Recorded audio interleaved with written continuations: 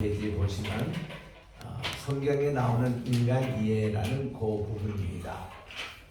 우리 사람이 무엇인가, 이것은 항상 우리 조지신학에서는 일론이라 그러고, 일론 곧 죄론입니다. 사람이 무엇이냐에 대해서 집중도 다른 게 죄를 다루고 있고, 그리고 이 죄 문제를 해결하기 위해서 구원론을 다루고 있습니다. 그래서 이거를 같이 이제 우리가 다루는데, 먼저 우리 성경에 나오는 이 죄라는 것을 헬라말로 하마르티아라고 그렇게 얘기합니다. 그래서 이걸 그 용어로 직접으로 죄론의 것은 하마르티올로지라고 그렇게 얘기하고, 또 이제 구원론이라 얘기할 때는 소테리올로지라고 그렇게 구원론에 대해서 말씀을 하고 있습니다. 그래서 이제 이 두 개를 우리 같이 공부하는 것이 보통 우리 조지신학에서 하는 공부입니다. 그래서 오늘 이 아침에 우리 인간론, 죄론, 그리고 구원론, 이것을 우리 통틀어서 우리 살펴보도록 하겠습니다. 여러분들이 교재 22페이지부터 이제 쭉 나오는 내용을 여러분들이 자세히 읽어보시기 바랍니다.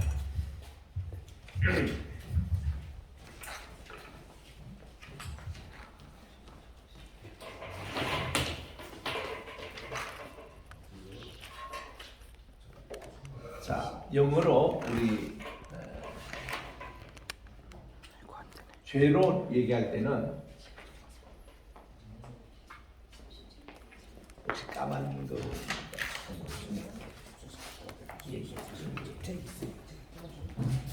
하마르티아라고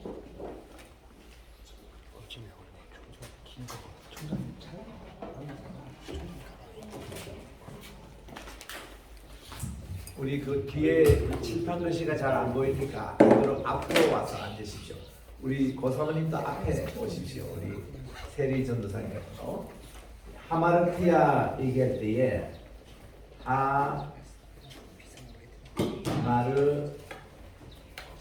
하마르티아라는 것이 죄라고 이제 번역을 하지 않습니까? 하라는 것은 여기 보니까 거친 쉼표여서 이 H 발음이 들어갑니다. 하마르티아라는 것이 죄고, 그 다음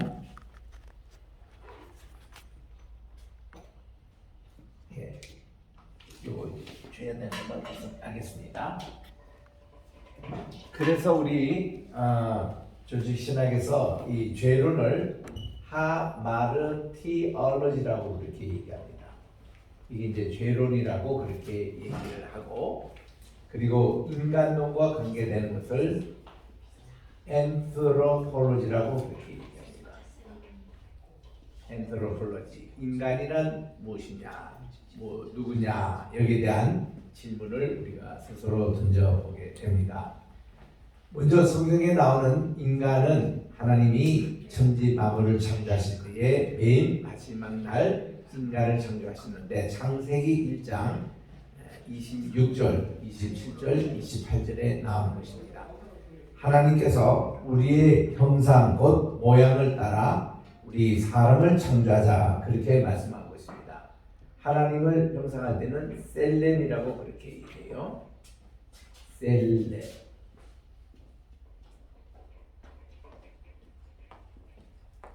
이게 이제 이미지라고 번역하는 하나님의 형상을 얘기합니다. 그러면 이 하나님의 형상이 뭐냐 그럴 때는 같은 동의어 반복법으로 테무나라는 얘기를 쓰고 있습니다. 테무나.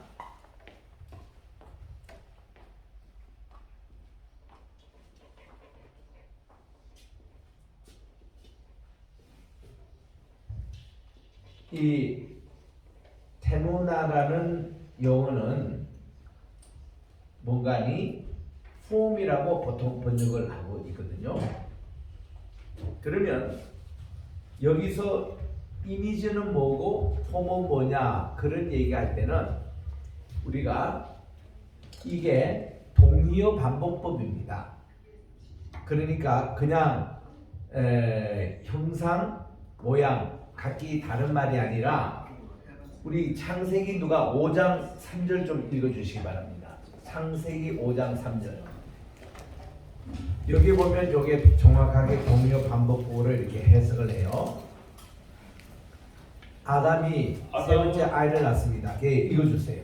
아담은 130세에 자기의 모양 곧 자기의 형상과 같은 아들을 낳아. 바로 그 해석이 정확합니다. 자기의 모양, 그러니까 자기의 형상 곧 자기의 모양이라고. 아담이 벌써 130세가 됐어요. 그러니까 에덴 동산에서 언제 추방된지 모릅니다. 또 언제 몇 살 때 그가 가인과 아벨을 낳은지 성경은 밝히지 않고 있지 않습니다.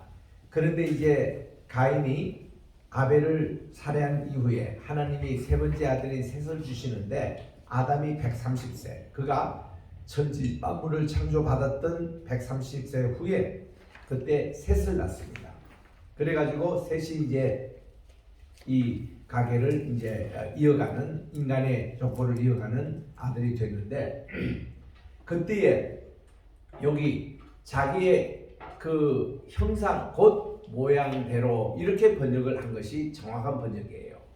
그런데 우리 창세기 1장 12절에서는 하나님이 우리의 형상 곧 모양대로 이렇게 번역해야 되는데 보통은 형상과 모양 이렇게 번역하므로 그때 히브리 말에 버라는 접속사를 동요 반복부 쪽으로 해석을 해야 되는 것을 두 개 별도로 있는 것 같이 해석을 함으로 이게 이제 이 좀 우리가 혼돈이 이제 일어나는 겁니다.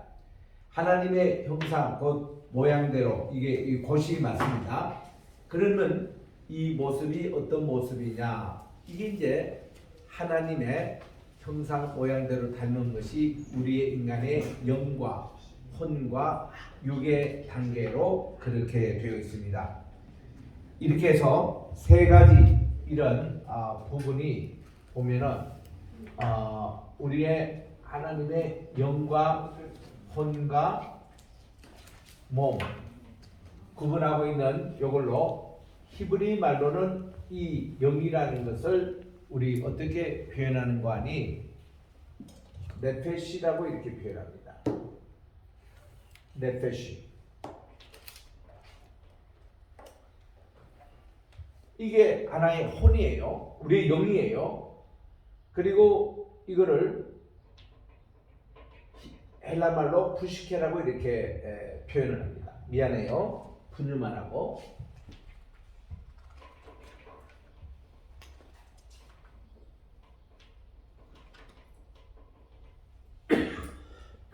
이게 영입니다. 그 다음 이 혼이라는 것을 마음으로 표현했습니다. 레바로 이렇게 표현하고 이거를 헬라말로 푸시케라고 이렇게 표현합니다. 푸시케. 그리고 이 몸을 메오드라고 표현했어요. 메오드.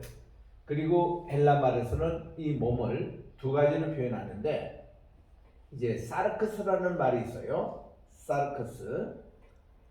이거는 육덩어리라는 뜻입니다. 그런데 이거보다는 더 많이 쓰이는 게 소마라는 표현을 써요. 소마. 소마는 바디라고 이렇게 표현합니다. 그러니까 왜 이렇게 다른 걸로 표현하냐면은 여기서 말하는 사르크스는 주로 어떤 데 쓰이냐면은 이거를 한꺼번에 묶어가지고 영이라고 표현해요. 영과 육이다 할 때는 요 사르크스와 이 전체 푸뉴마로 그렇게 얘기합니다. 그런데 이거를 3분법으로 얘기할 때는 소마라는 표현을 써요. 여기 뭔가 하면 푸뉴마와 푸스케와 소마 이것이 전인적인 인간의 모습이라고 이렇게 했습니다. 그래서 하나님께서는요 꼭 새 이걸로 얘기를 합니다. 이렇게 너희들은 너희들의 모든 마음을 다하고 너 목숨을 다하고 힘을 다해서 주 너희 하나님을 사랑하라. 이게 이제 셰와의 말씀이거든요. 이렇게 세 번 이렇게 반복하고 있는 겁니다. 그런 것이지 이것이 전체가 한 몸을 이루고 있는 거예요. 그게. 그리고 복 있는 사람은 할 때 요 거꾸로입니다.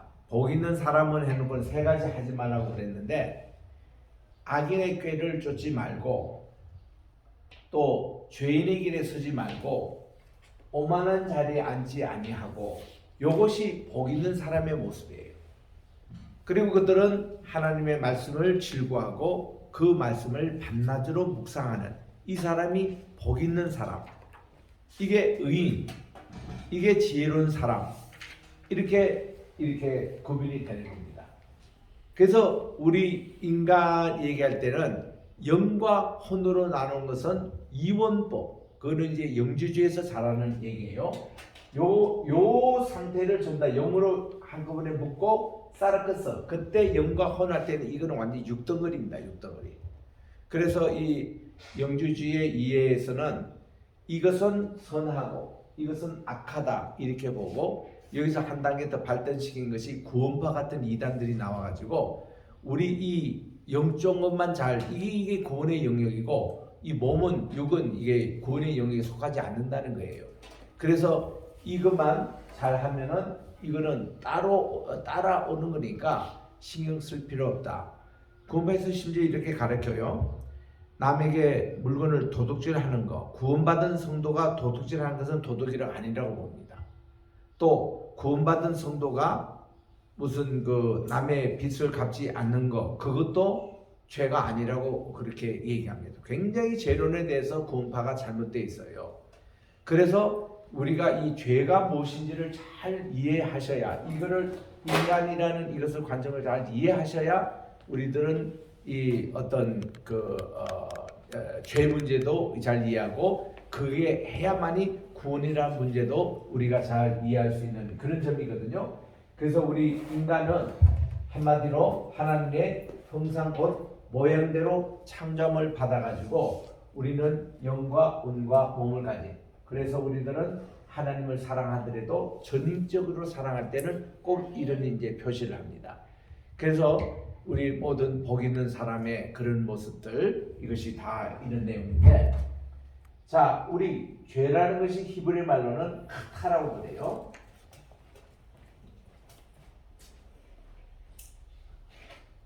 요거를 이제 나중에 붙일 수도 있고 안 붙이는데 우리 한번 따라합시다. 카타. 요거 두 마디가 다 어려운 용어예요. 이게 H 발음 아주 거치게 배치합니다. 키트라고 발음하는 거고, 이거는 T를 거치게 발음하는 거예요. 그리고 아입니다. 따라합시다. 카타. 이게 이제 죄라는 말입니다. 그러니까 이 죄라는 말이 언제 제일 먼저 나온 거니? 창세기 4장 7절에 제일 먼저 나와요. 하나님이 가인이 고개를 숙이고 안색이 변하니까 내 왜 안색이 변하느냐 하면서, 내가 선을 행하면서도 안색이 변하느냐, 죄는 항상 내게 공격하려고 다 웅크리고 있지만 너는 죄를 다스릴지니라 하고 하나님이 그에게 그렇게 경고하실 때 이 카타라는 표현을 쓰거든요. 그러면 이때 카타라는 뜻이 뭔가 하니, 첫째로 관역을 벗어난다라는 뜻이 있습니다. 우리가 이제 여기에 타깃이 있어요. 여기 이제 총을 아니면 화살을 가지고 쫙 쏘아야 되는데 이 화살을 딱 할 때 이게 벗어난 거예요. 미스 타깃이 된 겁니다. 이런 거를 죄 상태라 그래요.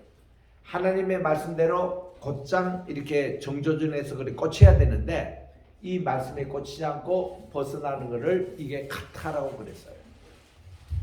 두 번째는 이 카타가 보면은 out of track,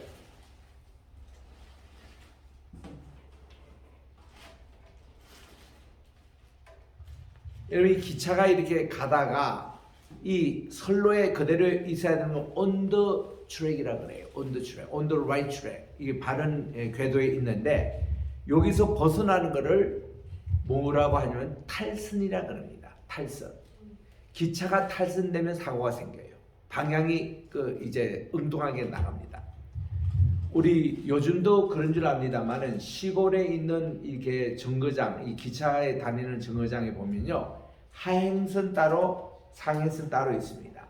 여기서 이 정거장에 근무하는 직원들이 이거를 바르게 이렇게 딱 해야 상해선대로 가게 되고, 또 이쪽으로 돌리면은 하행선 철로가 마련돼 가지고 이렇게 가는데, 그거 흘려버리면 엉뚱한 방향으로 갑니다.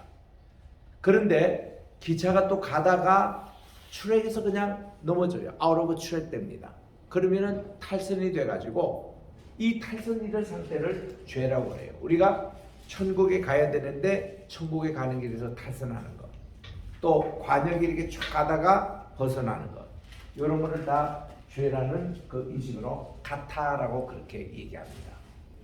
그러면 이 카타가 신약에서 와서는 마르티아라고, 이 하마르티아라는 이 말 자체가 고맙습니다.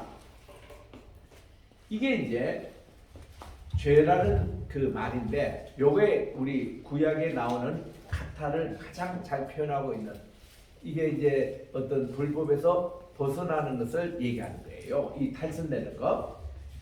그래서 이제 하마르티아라는 말이 나오는데, 참 우리나라의 한문이 참 이게 적절하게 그렇게 표현되어 있습니다. 자, 우리 한문에서 죄라는 것을 이렇게 표현하거든요. 이게 이제 네 가지 안일비자를 씁니다. 네 가지가 아니래요. 이게 요거를 성경적으로 우리가 해석하면 참 정확해요. 첫째로 이게 뭐가 아니라 그러냐면 의가 아니라는 거예요. 의가.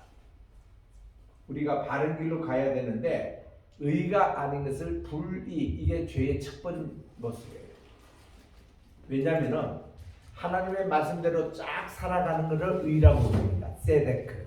하나님 말씀대로 쫙 가는 것을 ጼ덱이라 그러는데, 이 ጼ덱을 못하는, 바른 길로 가지 못하는 것을 불이라고 합니다. 그 벗어나는 것. 두 번째로 이거는 불법이에요. 하나님의 법을 지키지 않은 것, 이게 죄라고 그렇게 얘기합니다. 하나님이 하라 하는 것은 하지 않고 하지 말라는 것은 하는 것, 이게 다 불법이에요. 그래서 이제 요한 1서 3장 4절에 이제 이게 나옵니다. 불법을 행하는 자마다 하나님께 이르지를 못하는 겁니다. 세 번째 하지 말라는 것이 뭔가면은 선을 행하지 않는 것을 말하는 거예요. 선을 행하지 않는 것. 금방도 우리가 읽었습니다마는 로마서 14장에 보면은 이 17절에 하나님께서 선을 행하는 거 그거지 않습니까? 그거를 하지 않는 게 그게 다 이게 그 죄입니다. 야고보서 3장 맨 끝에도 보면은 이게 선은 줄 알면서도 행하지 않는 것이 그게 죄라는 거예요. 이게 네 번째 하지 않는 것이 또 있습니다. 이게 이제 불신앙이에요. 믿지 아니하는 것. 이게 그 금방 또 읽었던 로마서 14장 23절에 보니까 믿음으로 행하지 않는 모든 것이 죄라고 이렇게 말씀이 나옵니다. 그래서 우리가 보면요, 내가 무슨 죄를 지었냐 이렇게 하는 사람이 많아 있고, 도덕적인 이제 윤리적인 죄를 얘기합니다. 그런데 이 죄라는 것이 적극적인 죄가 있고 소극적인 죄가 있거든요. 적극적인 죄가 참 무섭습니다. 이거는 우리가 행해야 되는데 안 행하는 게 그게 적극적인 죄예요. 지금 불황당을 만나가지고 강도를 맞는 사람이 여기에 지금 쓰러져 있는데 이를 도와야 되고 도움을 줘야 되는데 그냥 지나가는 거, 이것도 죄라 이거예요. 그게 적극적인 죄를 얘기합니다. 선인 줄 알면서도 하지 않는 거, 믿음을 알면서도 믿음으로 행하지 않는 거, 모든 게 다 죄입니다. 오늘 또 우리가 믿음으로 행하지 않는 그런 게 있잖아요. 뭐 약속이라든지 무슨 뭐 행위라든지 우리 은행이라든지, 이거 믿음으로 하지 않는 게 다 죄입니다. 이게 이런 거를 적극적인 죄라 그러거든요. 소극적인 죄야 이제 뭐 살인하지 말라, 간음하지 말라, 십계명 안 지키는 거, 그런 내용이죠. 그래서 바울이 그러잖아요. 빌립보서 3장에서 자기는 어릴 때부터 이 율법은 다 지켰다고. 그 율법 지켰다는 그게 그런 소극적인 그런 죄를 범하지 않는다는 얘기입니다. 근데 바울이 훗날 깨달았거든요. 율법을 지키지 않아도 예수님을 믿지 않는 것도 그게 죄입니다. 아버지의 품을 떠나는 것도 그게 죄입니다. 그게 무슨 십계명에 나오지 않아요. 나오지 않는데 선을 보고도 행하지 않는 건 그게 죄입니다. 그거를 적극적인 죄를 바울은 깨닫고 나는 죄인의 개소로다. 또 자기는 예수님을 직접 만난 적도 없고 예수님 비방한 적도 없어요. 근데 성도들을 괴롭히고 교회를 비방했어요. 근데 예수님께서 나타나셔서 사울아 사울아 내가 왜 나를 비방하느냐 깜짝 놀란 겁니다. 내가 당신을 언제 만났습니까? 내가 예수님을 언제 비방했습니까? 이럴 때에 교회 성도를 비방하는 것이고 나를 비방하는 거 이걸로 받을 때에 그는 적극적인 죄를 알았던 겁니다. 그래서 이 죄의 이런 내용들이 성경에서는 상당히 구체적으로 가르칩니다. 왜냐하면 여러분 성경 전체는 구원의 책이에요. 하나님이 어떻게 구원합니까? 근데 이 구원을 얘기하기 위해서 죄 얘기합니다. 이 죄 지으면 심판받고 우리는 사망에 이르고 다 그러니까 이 죄 문제를 성경에서 얼마나 이렇게 다른지 몰라요. 그럼 이 죄의 뿌리는 보면 휘브리스라고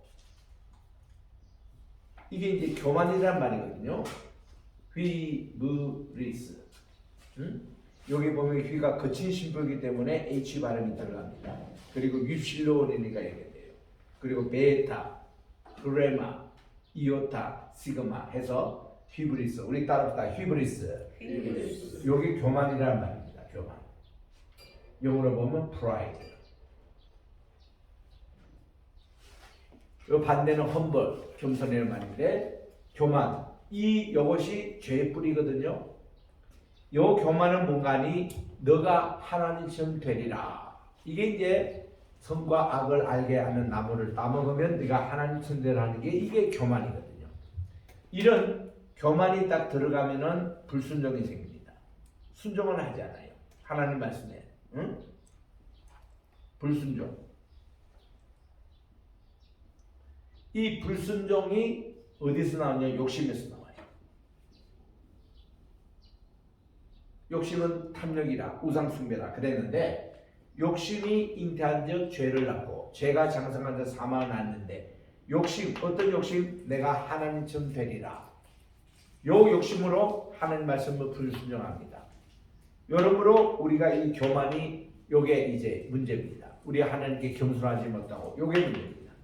요걸로 인해서 모든 죄가 이제 다 생기는 거예요. 얼마만한 죄가 있느냐 하면은 우리 정리를 한번 해봅시다. 첫째로 우리 죄의 문제는 원죄를 다룹니다. 오리지널 죄가 뭐냐? 이게 이제 에덴 동산 사건이었어요. 아담과 하와가 이 원죄의 핵심은 뭔가니 선과 악을 우리가 안다고 판단하는 착각입니다. 선은 어떤 것이냐면 하나님 보시기에 선이라도 하나님 보시기에 악이어야 되는 게 이게 맞는 얘기인데 선과 악을 알게 하는 나무를 인간이 따먹음으로 그 선과 악의 판단 기준이 하나님이라고 우리 인간이 와버린 거예요. 이게 인간의 불행이고 죽음이었습니다. 이게 원죄입니다. 그래서 우리 모든 죄 뿌리가 여기서 이제 시작이 되고요. 원죄가 그다음 자본죄를 만들어내요. 자본죄를 원죄는 이제 오리지널 신이라고 이런 이제 어거스틴이 용어를 이렇게 붙였습니다만은 자본죄라는 것은 셀프 오펜스예요. 스스로 죄를 짓는 겁니다. 이게 자본죄라는 게. 이 자본죄가 어떤 것인가 이제 곧 우리 카톡을 통해서 보겠습니다. 자, 자본죄가 또 고범죄라는 게 있어요. 고범죄라는 것은 죄를 알면서도 일부러 고의로 짓는 이 죄를 말합니다. 이거를 presumptuous sin이라고 그래요. 이 고범죄에 대한 것은 시편 19편에 나옵니다. 거기 보면은 다윗이 하나님께 기도하기를 저로 하여금 고범죄를 짓지 말게 하소서 이게 나옵니다. 내를 죄를 알면서도 일부러 짓는 죄 이런 내용이에요. 네 번째 죄는 뭔가 하니 성령 해방죄가 나와요.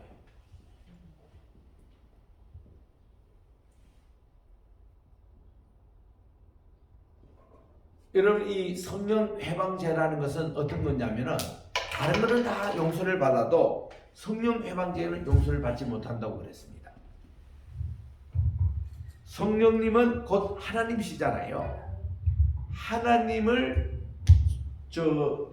존재를 부인한다거나 하나님의 하시는 일에 대해서 의심을 가진다거나 방해를 하는 것, 하나님이 하시고자 하는 일을 방해하는 모든 행위가 다 성령 방해죄입니다.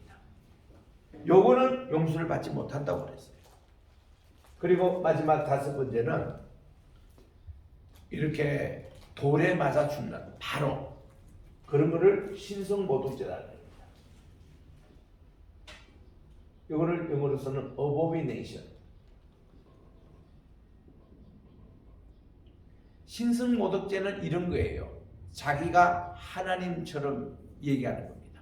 모든 이단들 다 신성모독죄입니다. 통일교도 그렇고 이만희도 그렇고 또 무슨 다 이게 바국수 같은 사람들이 전부 다 자기가 무슨 그리스도다, 자기가 뭐 하나님이다, 자기가 뭐 교주 이런 사람들이 짓는 데들 다 이 신성모독죄예요. 예수님은 하나님이세요. 그래서 나를 본 자는 아버지를 본 자고 아버지를 뭐 이렇게 다 얘기하고 또 아버지를 나를 통해서 가야 된다고 이러니까 사람들이 또 예수님은 그랬습니다. 내가 용서를 하마 너희 죄를 용서하마. 용서를 해주시는 이 하나님 분이신데 주님 그것을 공개적으로 말씀하셨거든요. 그렇게 하는데도 제자들도 깨닫지 못했고 일반 사람들도 그걸 받아들이지 못했어요. 그냥 신성모독죄로 예수님이 십자가상에 당한 겁니다. 사실 이것 때문에. 왜냐하면 돌로 가지고 죽이려고 했거든 거예요. 이렇게 했던 여러 죄들이 여기에 있습니다. 우리 성경에서요 말하는 이 죄의 리스트를 바이스 리스트라고 합니다. 바이스 리스트. 우리 따라합시다. 바이스 리스트. 이거는 죄의 목록을 얘기하는데 이 죄의 목록이 신약에 얼마나 많이 나오느냐. 여러분 제가 카톡에 지금 올려놨습니다. 한번 열어주시기 바랍니다. 우리 학교 카톡에 보시면 바이스 리스트 이거를 정리한 분의 그를 제가 인용해서 하는데 얼마나 많느냐면은 바울 서신만 해도 51가지 죄의 목록이 나와요. 그분이 썼던 로마서 1장 29절에서 31절에 이렇게 나오잖아요.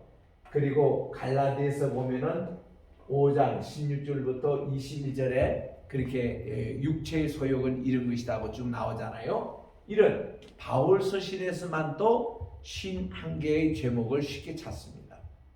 또 우리 교회에서는 매주마다 참회 기도 시간이 있어요. 이 참회 기도 시간에 이게 로마서 1장 29절에 있는 제목들을 쭉 이렇게 읽어가면서 우리가 대표적으로 이런 죄를 하는데 죄의 목록은 훨씬 더 많습니다. 그 예수님께서 또 신이 말씀하신 대로 너희들이 이렇게 마음속에 나온 이런 죄에 대해서 주님이 쭉 열거하신 게 나와요. 우리 한번 카톡 한번 열어보실까요? 그러면 맨 처음에 마가복음이 나오니까 누가 좀 읽어주세요. 마태복음이 나오니까 한번 읽어주세요. 이는 마음에서 우러나오나이다. 악한 의도, 살인, 간음, 음행, 도둑질, 거짓 증언, 중상. 우리 박준석 우리 전도사님이 우리 카톡방에 지금 없지요? 제가 지금 초청을 해주세요. 해주시면은 이제 요거를 볼 수 있습니다. 자, 좀 읽어주세요. 다시 한번 마태복음부터. 마태복음 15장 19절. 네. 이는 마음에서 나오나이다. 악한 의도, 살인, 간음, 음행, 도둑질, 거짓 증언, 중상. 이것이 다 주님이 직접 하신 말씀이에요. 바리새인들에게 너희들이 지금 뭐 손 씻지 않는다고 제자들을 흉보는데 너희들은 이런 생각을 다 하고 있지 않느냐. 마가복음에서 계속 읽어주세요. 마가복음 7장 21절로 22절. 그것은 안에서 나왔기 때문입니다. 인간의 마음에서 악한 의도가 온다. 음행, 도둑질, 살인, 간음, 탐욕, 사악함, 속임수, 음탕, 시기, 중상, 교만, 어리석음.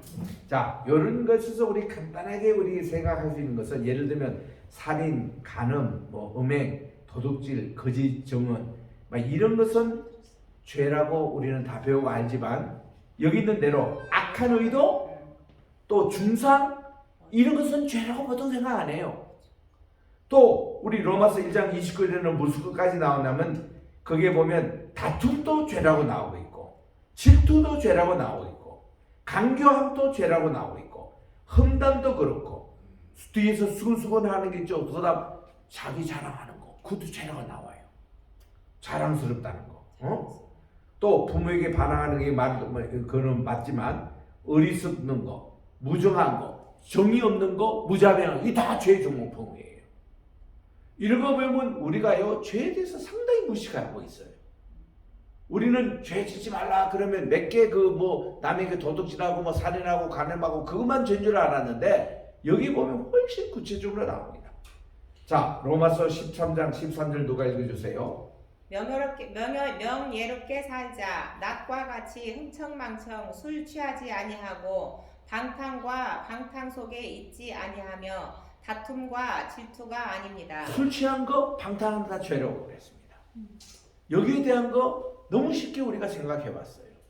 성경 분명히 말씀합니다. 우리 전도사님이 잘 읽으시는데 계속 읽어주세요. 고린도전서보다 5장 10절로 11절 전혀 의미하지 않습니다. 이 세상의 부도덕한 자들이나 탐욕스러운 자들과 강도들과 우상 숭배자들 그러면 세상 밖으로 나가야 할 것입니다. 그러나 지금 내가 너희에게 편지를 씁니다. 형제 자매의 이름을 가진 사람과 교제하지 마십시오. 성적으로 부도덕하거나 탐욕스럽거나 우상 숭배자, 방탕한 사람, 술 주정뱅이 또는 강도 그런 사람과 함께 먹지 마십시오. 먹지도 말라고 했습니다. 그 다음요. 고린도 6장 9절로 10절 고린도전서입니다. 6장 아멘. 9절. 네.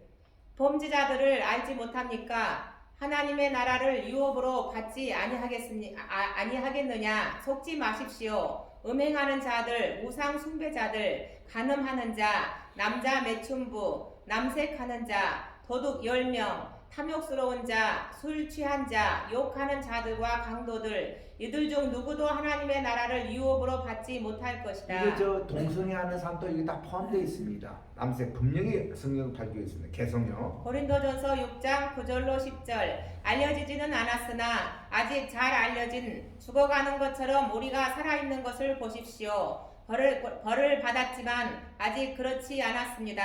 살해 슬프지만 항상 기뻐합니다. 가난하지만 많은 것을 만들고 있습니다. 풍부한 아무것도 가지지 않으면서도 모든 것을 소유한 것과 같습니다. 고린도전서입니다. 그 다음 12장 12장 20절에서 21절 내가 두려워할 때 내가 오노니 내가 원하는 대로 너희를 발견하지 못하리라. 너희가 너희로 나를 발견하지 못하게 하노라. 소원, 다툼, 질투, 분노, 이기심, 중상, 험담, 자만심, 무질서 내가 다시 올 때 나의 하나님이 당신 앞에서 나를 낮추시고 많은 사람을 위하여 슬퍼하게 하소서. 이전에 죄를 지었고 불결 성적 부도덕을 회개하지 않는 사람 그리고 그들이 행한 응탐함. 네, 이게 고린도에서 왜 이거 자꾸 음행, 간음 이런 걸 강조하냐면요. 그 도시가 그런 도시였습니다.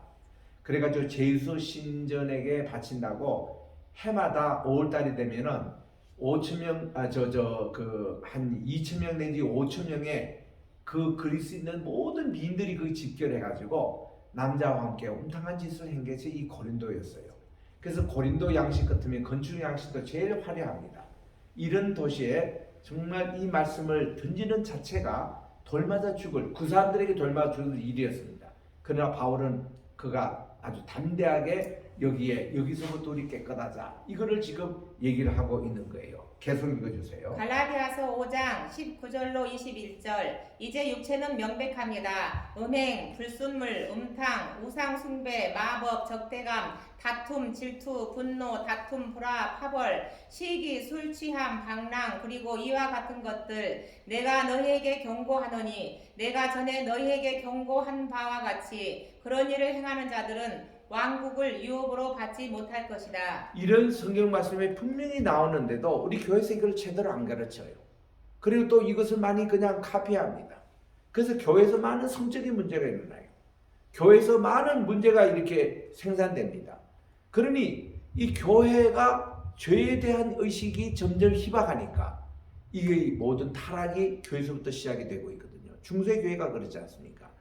그래서 우리들은 이런 것에 대해서 우리 철저하게 우리들은 잘 이해하고 이게 대해서 해야 되겠다. 디모데전서 1장 9절부터 10절을 읽어주세요. 이왕이면 다. 디모데 1장 9절에서 10절 이것은 이해를 의미합니다. 율법은 무고한 자를 위하여 제정된 것이 아니라 불법자를 위하여 제정된 것이며 불순종하는 자, 경건하지 아니하고 죄 많은 자, 거룩하지 않는 자, 불경한 자, 아버지나 어머니를 죽이는 자, 살인자, 음행자 10명, 남색자, 노예, 상인, 거짓말쟁이, 위증자, 그리고 그 밖의 소리에 반대되는 모든 것 가르치기. 네, 그다음 휴서 3장 2절에는요. 사람들은 연인이 될 것입니다. 돈을 사랑하고 자랑하고 거만하고 학대하고 불순종합니다. 배은 망덕하고 거룩하지 않고 비인간적이고 무자비하고 중상모략하는 세 명의 부모에게 방탕하고 짐승이고 선을 싫어하는 사람, 배신하고 무모하고 부풀어오른다. 자만심, 하나님을 사랑하기보다는 쾌락을 사랑하고 경건의 겉모습은 경건하지만 그 능력은 부인합니다. 여러분 이렇게 읽으면 아시지만요, 우리가 생각하는 것보다 죄의 범위가 훨씬 깊고 넓습니다. 돈 사랑하는 것도 그렇고 또 이걸 가지고 비인간적으로 대하는 것도 그렇고 무자비한 것도 그렇고 이게 방탕하는 거, 이 전부 다 이게 죄에 속하는데 이런 것에 대해서는 교회에서 잘 가르치지 않아요. 쾌락을 더 사랑하는 거, 하나님보다 사랑하는 거, 이런 내용들. 그다음 디도서 3장 3절은요. 이는 우리 자신이 한때 어리석고 불순종하고 길을 잃고 다양한 열정과 쾌락의 노예가 되었고 악의와 시기, 비열함, 서로 미워하며 하루를 보냅니다. 네, 야고보서 3장 15절 그러한 지혜는 그렇지 않습니다. 위에서 내려오지만 세속적이고 영적이지 않고 악마적입니다. 네. 베드로 전서 2장 11절. 11절 네. 그러므로 너희는 너희 자신을 없애라. 모든 악의와 모든 간사함과 불성실과 시기와 모든 중상. 그다음 베드로전서 4장 3절 너희는 이미 보냈다. 이방인들이 하고 싶은 일을 하는데 충분한 시간을 할애하고 방탕하게 살며 정욕, 술 취함, 흥청거림, 방랑, 불법적인 우상 숭배. 그다음요. 베드로전서 4장 15절 그러나 너희 중에 아무도 고난을 당하지 말라. 살인자, 도둑, 범죄자, 심지어 장난꾸러기로. 그다음요. 계시록 9장 21절 그들이 회개하지 아니하였더라. 그들은 살인이나 마술이나 음행이나 도둑질. 이 마술도 죄라고 했습니다.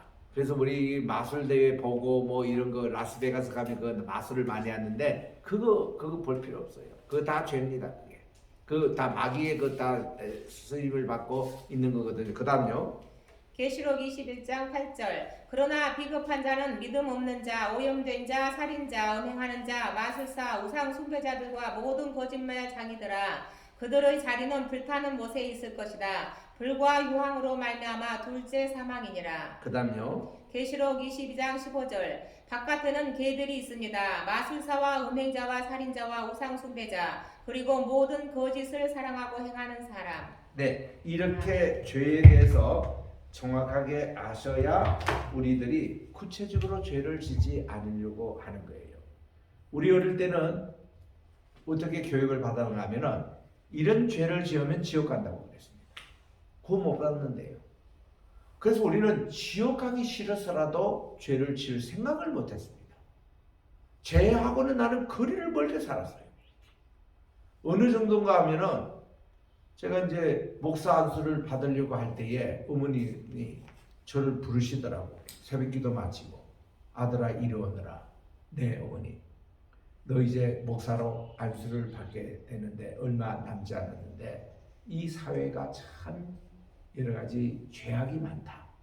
이 죄를 어느 정도는 알아야 이 교인들을 대할 때 이런 것을 목양하기 때문에 이제 죄의 맛을 조금만 한번 보아라. 내가 지금까지 너를 가르칠 때 청교도 교육으로 뭐 악은 모양으로도 버리라 그러고 선을 택하고 이제 이렇게만 우리는 교육을 늘 받아왔기 때문에 우리 어머님이 데살로니가 전서 5장 22절 그때면 딱 우리는 악은 모양으로도 버리라 복창하고 악은 모양으로 버리라 그러면 데살로니가 전서 5장 22절 우리는 그렇게 복창하면서 자랐기 때문에 늘 보면 담배를 누가 피워도 우리는 고개를 피해서 가곤 했습니다. 그 악을 보면 안 되니까 누가 거짓말하고 욕하면 우리는 피해버렸습니다. 우리 그 자체를 듣도 안 되니까. 그러니 담배, 술, 마약, 또 폭력적인 그런 뭐 영화의 장면 하면 눈 감았어요. 남자가 여자가 뽀뽀하고 있으면 눈 감았어요. 그거 보면 안 된다고. 그렇게 우리들은 자랐는데 어머님이 목사 안수를 받기 1년 앞에 두는 아들에게 그 말씀하실 때에 우리는 그때 어머님이 뭐 실신하셨나, 왜 평소에 그러시다가 이제 왜 또 사회를 공부하라고 그러시나 하고는 상당히 우리 헷갈렸습니다. 그때 어머님이 구체적으로 말씀, 자 이제부터 내가 영화도 좀 구경하고 연애 소설도 한번 읽어보고 또 이제 저렇게 거리에서 이렇게 폭력지는 거기도 가서 구경도 하고 뭐 이렇게 이제 죄에 대해서 공부를 한번 해보라는 거예요.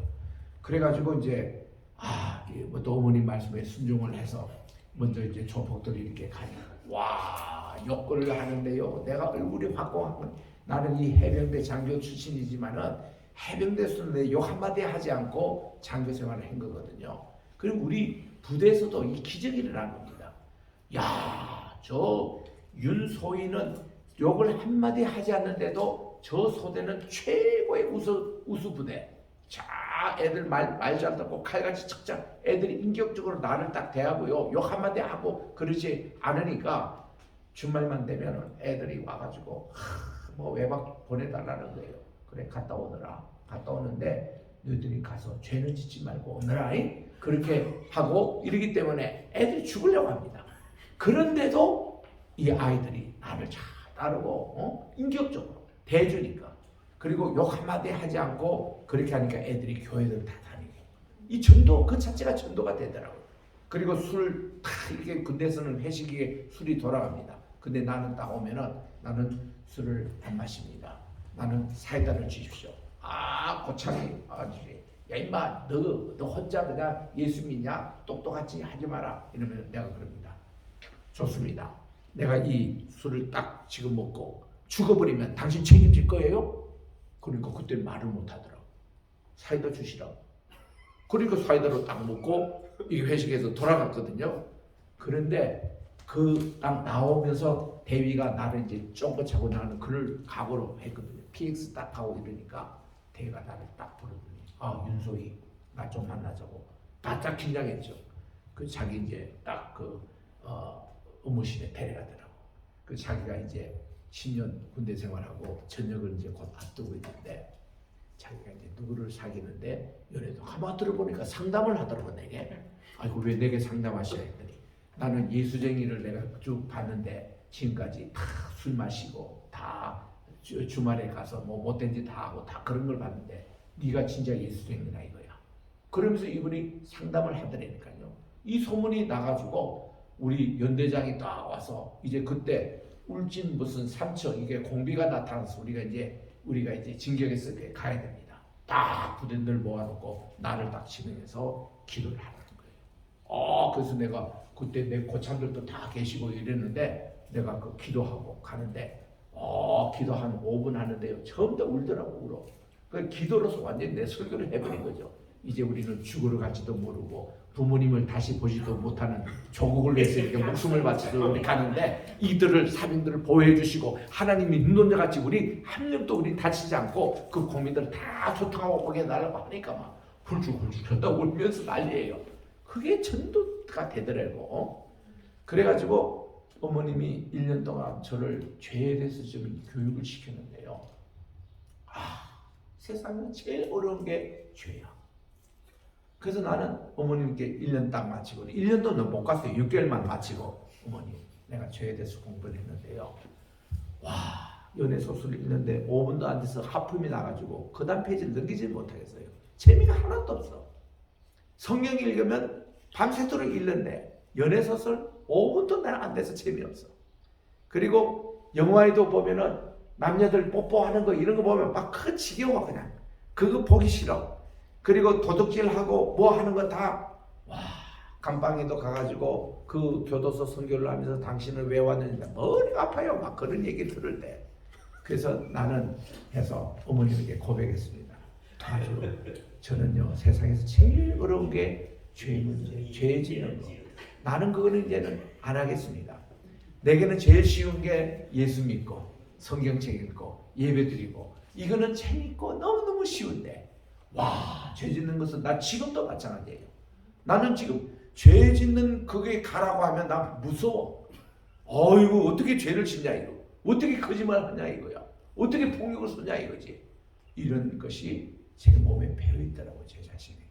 그래서 저는 이게 잘못됐나. 내가 너무 이거 순진한 거 아니냐. 이렇게 하는데 하나님께서 이번에 코로나를 계기로 이게 코로나가 얼마나 바이러스 아닙니까? 전자교회가 예배도 못 드리게 하고 이럴 때에 하나님이 내게 두신 말씀이 카도시다. 카도시. 응? 야, 홀리네스. 카도시. 하나님이 제게 다 주신 말씀이 모든 바이러스의 반대가 카도시라는 거예요. 거룩성이 딱 있으면은 바이러스 침범 못한대.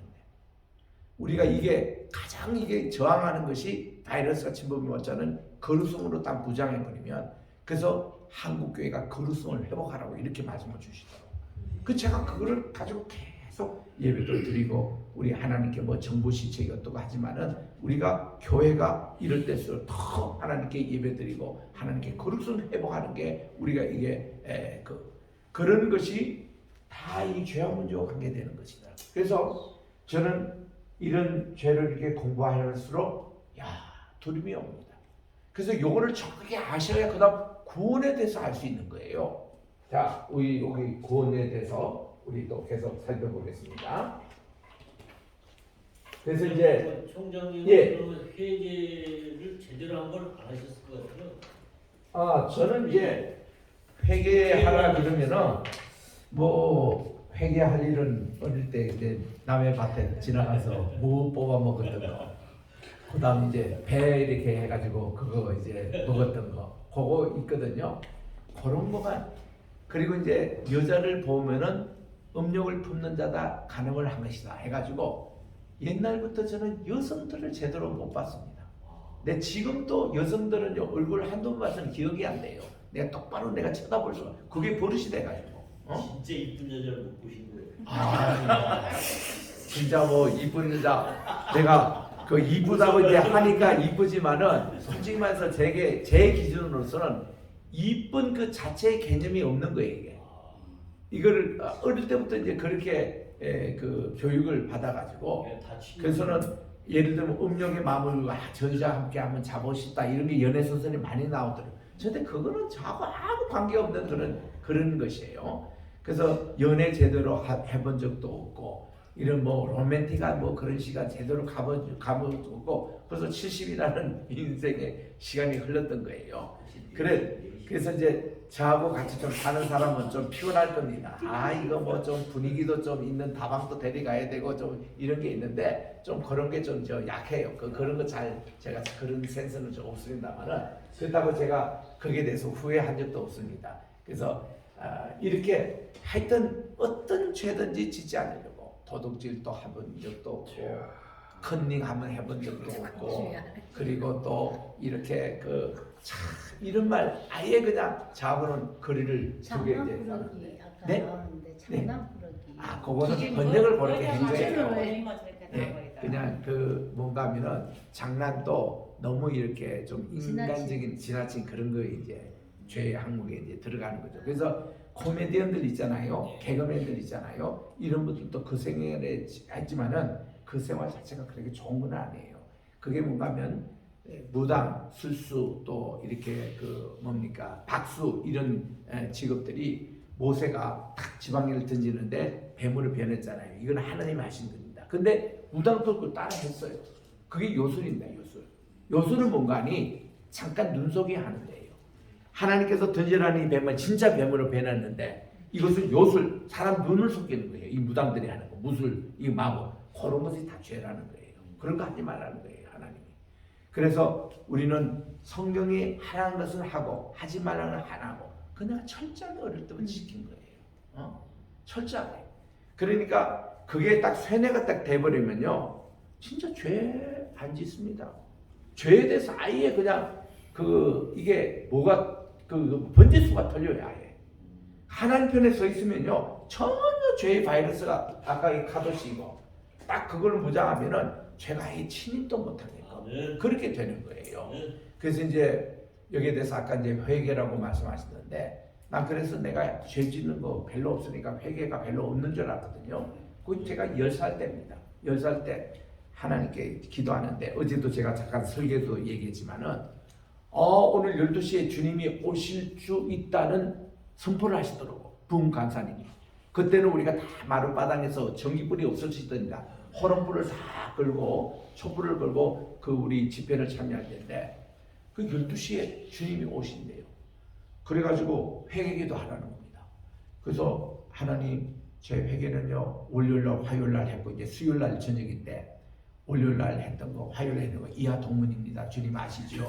그래서 회개할 때 없습니다. 이하 동문입니다. 이렇게 했던 저가 주님이 이제 오신대요.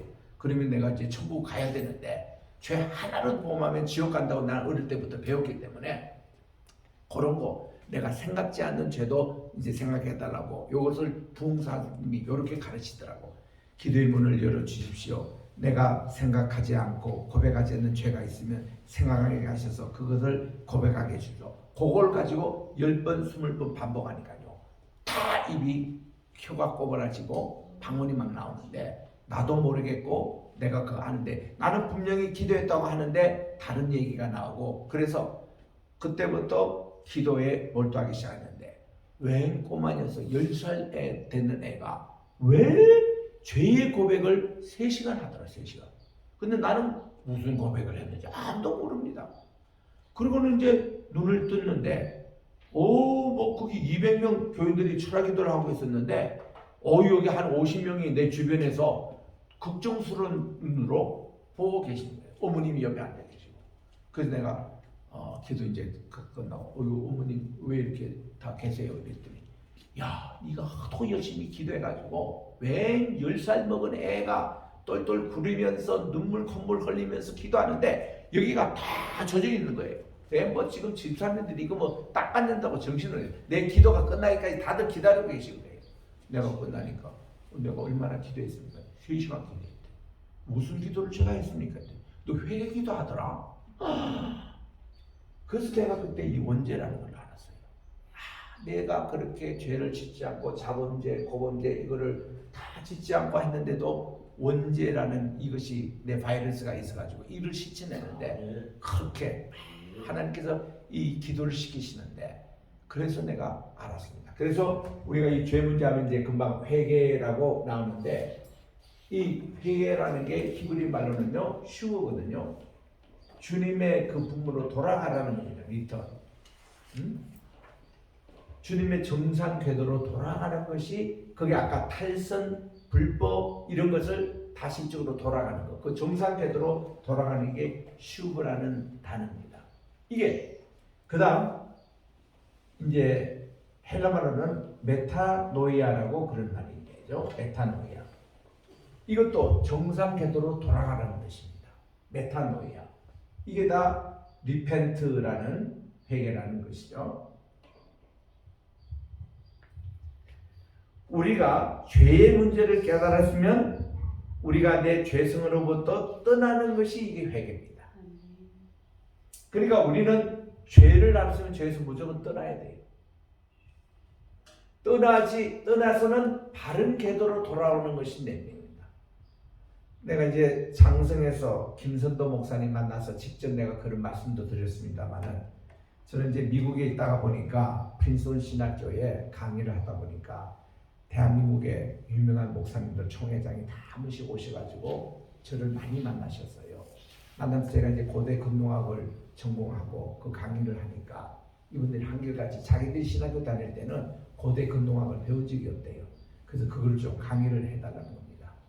그래서 대한민국의 10대 큰 교회 목사님들, 뭐 조영규 목사님부터 시작해서 김선도, 김삼한, 차정순, 여기 뭡니까 박종순 목사님, 또 박연밀, 뭐 우리나라에 기라세 갔던 이태희까지, 여기 성북 거기 교회, 뭐 이런 목사님들이 제게 와가지고 강의를 듣으신 거예요.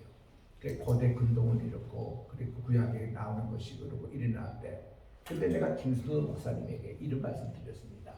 목사님이 그때 군종갑 하실 때 대령으로 계실 때에 울산에 연합 집회 오셔가지고 여러분 그분은 이제 군인이기 때문에 메타노이아 이거 회개라는 것은 뭔가니 앞으로 갔다가 기르스라이 가 이게 메타노이아라고 해서 우리는 그때부터 회개라는 것을 뒤로 돌아가는 거다 이건 줄 알았다고요. 그런데 우리가 지금 여기가 정도로 가는 길에서 거꾸로 가고 있었으면 뒤로 돌아가면 요 길이 나왔는데 빼딱이 이렇게 서 있으면요 뒤로 돌아가봤자 또 어긋나는 길이에요. 요게 이 리펜트가 그런 뜻이 아니더라고. 리펜트라는 것은 정상 궤도로 돌아가는 뜻입니다. 돌아가는 거예요 이게 리턴 슈브라는 이게 메타노이아거든요. 그래서 내가 그 말씀을 드렸더니 김성 목사님 우시면서 아이고 그때는 뭐 군인의 기질이 강해가지고 그러니까 이제 그런 설명을 했노라고 말씀을 하시면서 앞으로는 이렇게 설명을 하겠다고 그렇게 말씀하시더라고요. 김성 목사님이 참 덕이 많은 분이에요. 우리가 딱 지적해 주면은 그거를 딱 이제 이분이 확실히 배우시더라고. 그래서 제일 열심히 필기하는 분이 세 사람이 있는데 김상환 목사님, 내가 강의하면 막 칼같이 첩부터 적어가지고 특별 새기도 할 때 교인들 다 프린트해서 나눠주시더라고 그걸 가지고.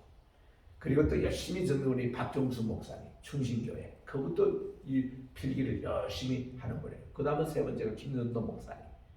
이분도 오셔가지고 해놓고는 광림교에서 말씀을 또 전하시고 이런 분이에요.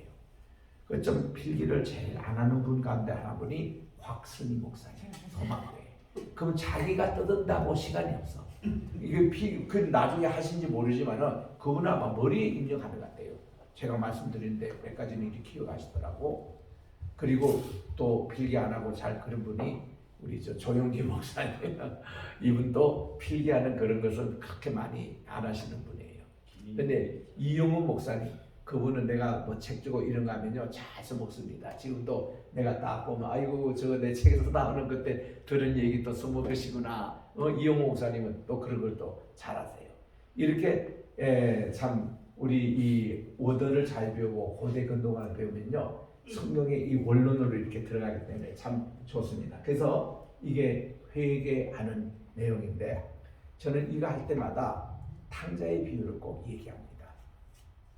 두 아들이 있었는데 둘째 녀석이 아버지에게 찾아옵니다. 아버지요, 제가 이렇게 정말 제게 소유할 그런 것을 미리 나눠주십시오 했더니 그때 고대 근동법에는요 아버지가 유산이 있으면은 무조건 3분의 2에 해당되는 것이 큰 아들에게 가는 겁니다. 그리고 3분의 1 가지고 아들 순서를 나눕니다. 그래서 그 당시 맏아들 되겠다는 것은 굉장한 특혜였습니다.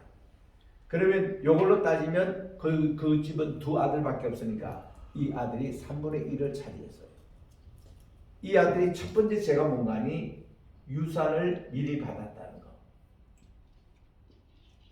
이거는요 큰 아버지에게 불효입니다.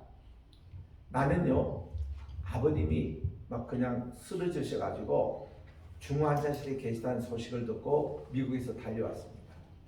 달려와가지고 그때는 달려올 때 야 아버님이 이제 언제 돌아가실지 모르니까 이번에 만나면 아버지 어디에 모실까요? 이제 무덤을 얘기하는 겁니다. 어디에 이제 사둘까요? 그 내용과 또 아버지 마지막 하실 유언의 말씀이 있으면 그거 녹취하러 온 거거든요. 그런데 제가 이제 딱 와서 중환자실에 갔는데 아버님이 의식이 다 돌아오시고 아버님 말씀도 하시고 다 그러더라고. 그래도 아버님이 차차 회복되는 기미를 보여가지고 내가 목구멍까지 이렇게 나와서 아버지 어디다가 모실까요? 하다가 그 말이 안 나오더라고. 이 말 자체가 이게 불효야 불효. 아버지가 일찍 돌아가시는 거 아닌데 그렇죠? 근데 이 유산에는 여러분 아신 대로 돌아가셔야 자기의 돌아오는 복이거든요. 그걸 미리 달라는 것은 뭐가 아버지 빨리 돌아가세요 이런 뜻이거든요. 이 자체가 불효입니다. 말도 안 되는 얘기를 지금 하는 거예요.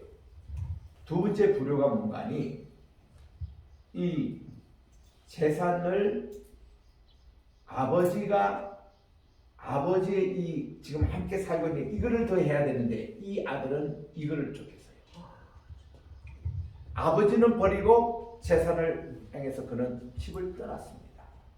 아버지를 떠나는 것이 큰 불행이에요. 이게 죄입니다. 죄. 이거 보면 우리도 하나님 아버지를 떠난 둘째 탕자와 같은 사람이 얼마나 이 자체가 죄라 이거예요.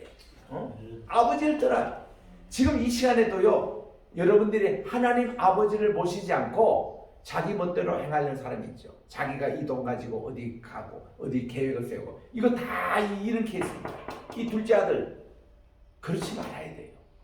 우리는 재산도 아버지가 관리하고 아버지 뜻대로 행하고 아버지가 원하시는 그 삶을 살아드려야 되는데 그렇지 못하고 그렇게 있는 우리 자체가 이게 죄인 것을 우리들 모르고 산다 이거예요. 하나님은 그까지 다 지금 보고 계시는 겁니다. 지금 이 시간에도 말이죠. 내가 정말 아버지께 얼마나 생각하느냐 이게요. 세 번째 이 친구가 죄가 말이죠. 이 재산을 자기 멋대로 욕심에 의해서 사용합니다. 물론 이 재산을 가지고 다 이렇게 창기와 같이 놀고 그걸 허비했다는 이거는 아니에요. 그런 얘기는 누가 인간이 마다들의 한 겁니다. 마다들이 자기가 밭에서 일하고 딱 들어오는데 집에서 막 풍악 소리가 울리고 뭐 잔치 소리 들리니까 종을 불렀어요. 야 지금 뭐 하는 거냐? 그랬더니 어이구 주인님, 당신의 지금 둘째 그 아들 저 동생이 지금 돌아와가지고 지금 아버지가 지금 저렇게 좋아하셔가지고 그랬습니다. 있더니 이 동생이 기분이 싹 상한 거예요. 그 마침 아버지가 나오신 겁니다. 야 아들아 너 일하고 왔느냐? 너 들어오느라 네 동생이 왔다.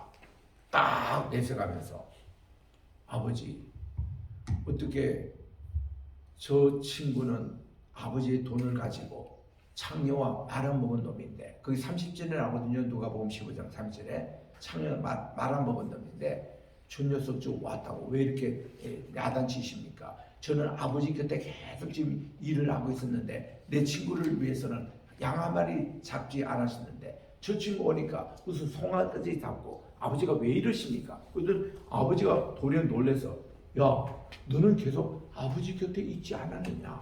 자기가 아버지 곁에 있으면서도 아버지의 뜻을 다 반영해서 못한 두 번째 탕자가 받아들였거든요.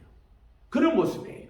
그래서 이 아버지 곁에 있는다고 다행인 게 아니라 아버지의 뜻대로 또 살아드리는 게 그게 효도인데 마다들은 그렇지 못한 것을 그때 얘기합니다. 이게 마다들이 창기와 말아먹은 이거를 쥐가 어떻게 합니까? 동생을 만나가지고 야 너 그 돈 다 어디서 썼어? 이러니까 내 이 돈 가지고 얼마나 뭐하고 얼마나 설명도 들어본 적이 없어요. 자기가 그냥 상상한 겁니다. 저 녀석 분명히 저 가지고 여자나 그냥 만나가지고 돈 탕진하고 썼겠지 이렇게 생각을 했던 이 얘기가 퍼져가지고 이거 설교하시는 목사님들 이거 들어보면요 여기서 이 녀석이 다 아버지 재산을 가지고 나가가지고는 오늘은 이술집 가고 내일은 이술집 가고 여기 누구 살롱 가고 이렇게 또 설교하는 목사님이 또 계시더라고. 그거는요 잘못된 설교입니다. 이게 둘째 아들이 얘기도 하지 않는 것을 큰아들이 상상하고 화가 치밀어 올라가지고 아버지에게 그냥 화난 김에 뱉은 말이 그 말이거든요. 그런데 이것이 그가 그렇게 썼다고까지 우리가 단정을 해버리는 겁니다. 본문을 절대로 그렇게 보면 안 돼요. 이 순서하고 왜 그가 이런 얘기했냐 이런 거를 봅니다. 그런데 이 둘째 아들이 탕자가 자기가 이제 다 재산이 없어지니까 어때요? 해외에서 돈 떨어지면 그렇게 비참할 수가 없습니다. 돈이 있으면 친구도 생기고 자기가 하고 싶은 다 하지만은 해외에서 말도 통하지 않고 문화도 다르고 그러면서 돈까지 떨어지니까 그가 이제 여기저기 빌어먹고 살다가 할 수는 취직을 하는데 제일 하층민이 하는 돼지치는 그게 갔는데 돼지들 보니까 쥐염 열매를 먹거든요. 이 쥐염 열매에 나가서 완두콩까지 생긴 겁니다. 완두콩가 지금 말르면은 그게 씹으면 달콤한 이렇게 꿀같이 이렇게 변합니다. 요게 이 쥐염 열매, 요게 세례 요한이 먹었던 석청이라고 그래요. 석청이 바위에서 뭐 꿀이 난다는 게 아니라 쥐염 열매가 그 바위에 떨어져 가지고 오래되면 꿀같이 변해요. 그런 거를 먹고 살았던 것이 세례요한이거든요. 그게 석청이라고 합니다. 이 쥐염 열매 우리가 저 이번에 또 정월묘지에 갔는데 정월묘지 앞에 그 쥐염 열매가 있거든요. 요번에 보니까 그 떨어진 게 없더라고요. 그래서 제가 거기 있으면 설명하려는데 지나가는 몇 분에게 이게 바로 쥐염 열매라고 이렇게 이제 소개한 적이 있습니다만은 그 내용이에요. 그래서 이렇게 쥐염 열매도 먹으려 했지만은 이것도 주는 사람이 없더라 이거예요. 그래서 이 아들이 말이죠. 하루는 털썩 주저앉아가지고 내가 여기서 먹고 살기도 힘드는데 내 아버지 집을 생각해 보니까 우리 아버지 집은 과수원이 넓고 그리고 일할 자리가 널리서 늘 푸근히 귀중한 거예요. 노동자가 없어서 그런 집인데 이렇게 아이디어가 생긴 거예요. 내가 아버지 집에 같이 가가지고 아들로서는 갈 재민이 없고 품꾼의 하나로 좀 서둘라고 그거 한번 해야 되겠다 하고 아버지에 가는 겁니다. 그게 해결이에요. 돌아가는 겁니다. 아버지 집으로 아버지를 떠났던 그가 아버지로 돌아가는 거예요. 그리고서는 가니까 웬걸 아버지가 그를 얼마나 친절하게 맞아주는지. 그래서 우리 한문에 보면은 이제 양치날 때에 친자라는 것이 이렇게 이제 씁니다. 나무 위에 서다는 거예요. 볼견자를 씁니다. 이렇게 이제 부친할 때에 아버지가 이제 이게 친하다 할 때 이 친이라는 게 뭔가니 나무 위에 서서 우리 아들이 언제 오는가 보라 하고 아버지가 지금 기다리고 있는 이 모습. 그래서 우리 거기에 나우엔의 그 돌아온 탕자라는 나우엔 이분의 그 탕자의 귀로라는 책에 보면은요 아버지가 이 아들로 인해서 시력이 다 이렇게 장님이 됐다는 겁니다. 그러니까 아들이 돌아오고 나서 아버지 눈이 다시 뜨여지기 시작했다 할 정도로 나무 위에 서서 이렇게 보는 부친의 심정. 그래서 이걸 가지고 박재원 목사님은 어서 돌아오 어서 돌아마노 이 찬송이 이거를 지금 얘기하는 겁니다. 그 떠나갔던 탕자가 주님의 품으로 돌아오기를 기다리는 아버지의 심정. 그래서 이 아들이 돌아간 거예요. 가서 아버지를 만난 겁니다. 아버지가 그를 안아줘요. 너 임마 돈 어디 있었어? 왜 이 거짓걸로 왔어? 이게 한 번도 그렇게 하지 않고 다시 돌아왔는데 이 아들이 뭐라 얘기했다니? 아버지요, 제가 하나님과 아버지에게 죄를 지어 사오니 다시는 내가 아버지라고 부를 자격이 없습니다. 아버지의 그 과소에는 많은 품꾼이 필요한데 내가 지금 돈도 다 떨어지고 해외에서 이거 쥐염 열매도 먹지를 못해가지고 아버지 분에 가서 품꾼을 하나 저를 서주시면 안 됩니까? 요 고백을 한 거예요. 그때 이 아버지는 너무 돌아온 것만 해도 감사하고 너무 기뻐한 거예요. 거기 이 아들에게 이렇게 얘기했다. 여봐라, 너희들이 이 아들의 신발을 가져오너라. 지금 이 종 신발을 신고 있는 거 벗겨버리고 아들의 신발을 신겨줍니다. 아들의 복장을 가져오너라. 이 종의 복장을 입고 왔던 아들의 옷을 벗기고 그리고 반지를 끼워주어라. 반지를 끼워주므로 종의 모습으로 왔던 이 아이들을 아들의 모습으로 다 아버지가 회복해 주면서 이것도 부족해가지고 동네 사람들 초청해서 내가 잃어버렸던 아이를 오늘 찾아놓으라고 동네 사람들 다 오라고 해서 송아지 잡고 풍악이 들고 그렇게 큰 파티를 하고 있는 아버지의 모습. 그리고 우리 주님이 이것이 이제 누가복음 15장에 나오는 세 번째 비유인데 끝말에 이 말씀을 하는 겁니다. 이와 같이 천부께서 하늘에 계신 아버지께서 죄인 하나가 회개하여 돌아오면 이렇게 기뻐하신다고. 우리 주님이 이렇게 기뻐하신다고. 이게 뭔가니 죄 문제를 해결하고 하나님께 아버지 품으로 돌아오는 것 자체만 해도 하나님이 이렇게 기뻐하시는 것으로 받아들이는 것을 우리가 보게 되는 것입니다. 그래서 우리들은 여기서 회개할 때에 우리가 그 다음은 구원에 대한 문제가 나오는 거예요. 구원. 오늘 공부가 조지신학의 핵심이라고 할 수가 있습니다. 이것이 굉장히 중요한 것인데 자, 구원이란 말을 소테리올로지라고 부릅니다. 우리 한번 따라할까요? 소테리올로지. 소테리올로지. 이게 이제 이게 그 라틴 말로도 그렇고 히브리 말, 헬라 말로도 그렇고 소테르라는 것은 구원이라는 뜻이에요. 우리 이렇게 하죠. 소테리아 이게 이제 구원이란 말이거든요. 그리고 여기서 나온 말이 소테르 이것이 구속자, 구세주, 구주라는 뜻입니다. 그래서 우리 익스투스 할 때에 요게 물고기라는 뜻이거든요.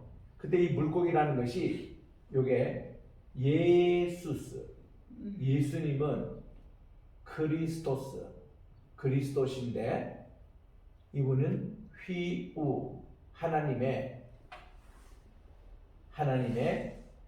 휘우스, 그리고 휘우스, 여기 이제 이것합니다. 휘오스, 하나님의 아들, 세우, 네, 하나님의 아들이고 이분이 이게 이제 소테르입니다. 이게 구원자다 이런 뜻이에요. 이게 이제 첫 자를 모아서 익수수하면은 물고기다. 그래가지고 그들이 물고기의 형상을 이렇게 그리면서 하고 여기에 여러분 익수수라고 이렇게 쓰잖아요. 이게 물고기라는 그 말에나 소테리오 이게 구세주라는 말입니다. 거기서 나온 것이 소테리올로지 이 구원론인데 구원론의 가장 핵심은 뭔가니 어떤 죄든지 인간이 여기서부터 자유롭지 못한다는 겁니다. 그게 로마서 3장 10절에 나와요. 의인은 없나니 하나도 없다고 그래요. 의인은 없나니 하나도 없는 거. 이게 어디에 나옵니다. 시편 13편과 53편에 나오는 얘기예요. 이 같은 내용인데 의인이 하나도 없대요. 이 세상에는. 그러니까 모든 사람이 죄를 지었다는 겁니다. 하나님의 영광에 이르지 못해요. 이런 죄 문제로 예수님이 우리에게 구세주로 오셨는데 세상을 우리 그의 이름을 예수라 하리라. 예수한데 그분이 우리 죄를 속하여 주신대요. 그리고 우리 주님이 소테르입니다. 세이비어. 여기는 영국식 표현이고 이게 세이비어. 오늘날 영어는 이렇게 되어 있습니다. 두 번째, 우리 주님이 화목제물이에요. propitiation. 여기 보면은 로마서 3장 24절에 보면은 이게 propitiation이 나옵니다. 화목제물로 우리 보시다. 25절에 나오죠. 25절. 화목제물이라고 나옵니다. 이 화목제물이라는 것은 뭔가니 remission of sin 이렇게 나와요. 죄를 remission 삭제해주는, 없애버리는 이것이 바로 화목제물이라는 거예요. 그러면 이 죄를 없애기 위해서는 뭔가 하면 에베소서 2장 14절에 보면은 예수님은 우리의 샬롬이라고 그렇게 말씀합니다.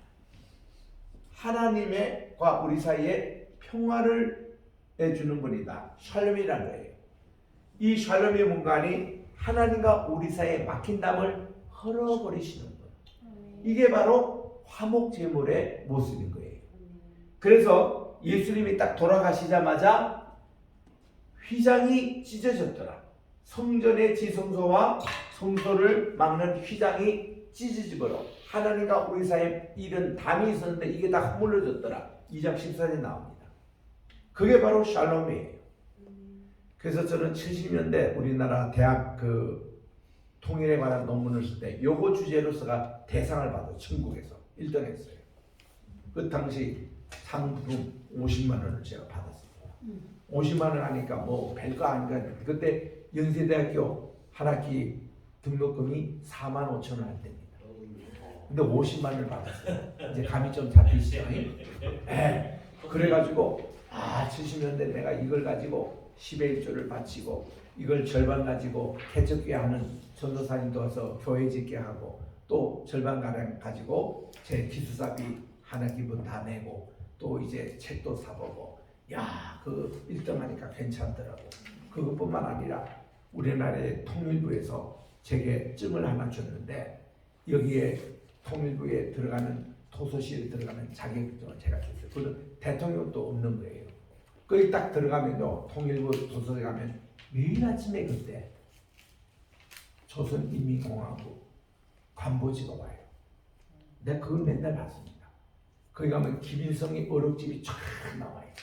그리고 그 사람들이 이제 그 잡지에 나오는데 얼마나 우리나라 60년대 아주 우리나라하고 10년 뒤떨어진 출판물이 거기에 있는데 그걸 볼 수 있어요.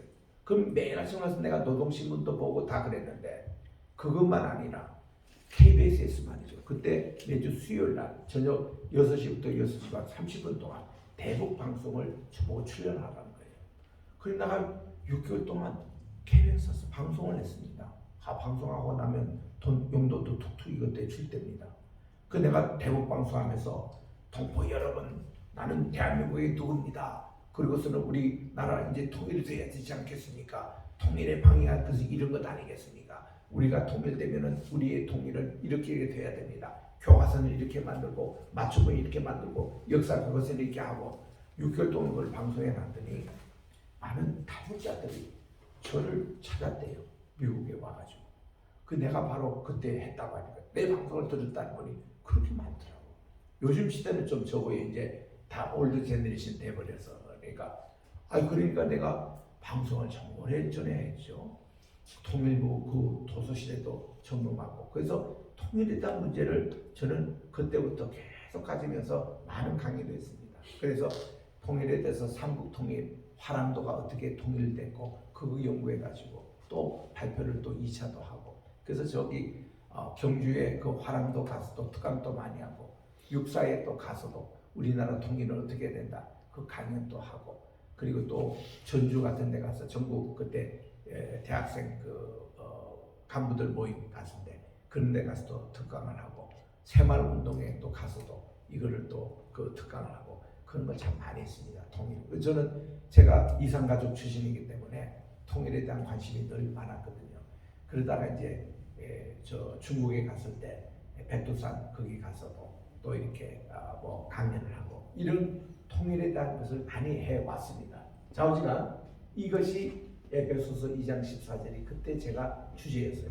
내가 그때 이것은 예수님만이 이거 우리의 화목에서 우리나라 남북 통일을 하는데 이 원리를 김유신이 했을 때 한국 통일했을 때 그 원리를 보니까 해원상세 원효 그분이 말은 우리가 불교인이라고 하지만 그분이요 딱 득도를 하고 나서는 그분이 기독교인이 된 거예요. 그리고 중국 유학 갔다 왔던 의상이 중국에 가서 당나라 가서 경교를 배운 거예요. 바로 기독교 그래서 화엄 사상을 얘기합니다. 화엄 사상이나 해원 사상이나 기독교의 사상이에요. 그거를 내가 이 논문에서 다 밝힌 거예요. 그러니까 이거는 정치학 교수가 했더니 깜짝 놀라는 거예요. 우리나라의 이 통일은 이렇게 된다고. 그리고는 이제 하나님께서 이렇게 하고 고린도 후서에 가보면은 5장 18절에서 20절에 보면은 이게 레콘실리에이션이라고 합니다. 화목. 예수 그리스도께서 우리와 하나님과의 관계를 화목케 하러 오셨다. 화목케 한 직책을 우리에게 주셨다. 그래서 우리 찬송에 보면은 화목케 하라신 구주의 말씀을 온 세상 널리 전하세. 여기 보면 천사도 흠모할 만한 천사도 이렇게 화목케 하는 그런 것을 못 받았는데 우리 인간에게 이거를 주셔서 세계 선교가 이런 하나님의 화목의 이런 것으로 우리에게 주신 거예요. 그래서 우리 죄 문제를 해결하니까 이제 이 구원이 이루어지는 겁니다. 그리고 세 번째 이 죄 문제는 리뎀션이라는 용어가 있어요. 그래 우리 주님을 리뎀스 하는 분으로 이렇게 얘기합니다. 이거는 어떤 사상인가 하면요.